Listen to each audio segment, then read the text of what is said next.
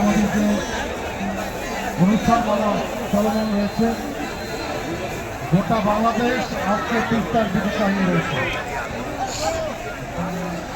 বাংলাদেশের সমস্ত টেলিভিশন আজকে আপনাদের সামনে আমরা কিছুক্ষণ আগে দেখলাম নাটক আর্তনাদ অসম্ভব সুন্দর হয়েছে। তিস্তার পরের জীবন ও জীবিকা বিষয়বস্তু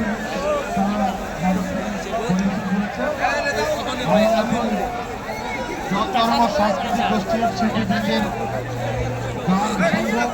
সেই গানগুলো এই তিস্তার মানুষের জীবন এবং জীবিকা এবং তাদের জীবনাচরণ নিয়ে এই গানগুলো রচিত হয়েছে।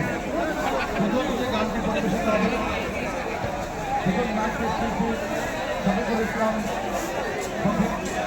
তার সঙ্গে সহশিল্পী রয়েছে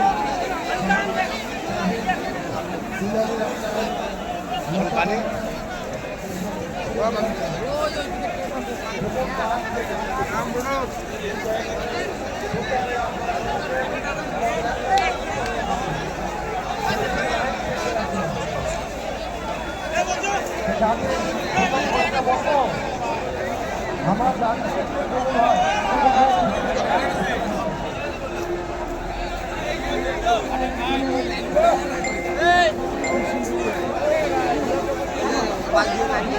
হাত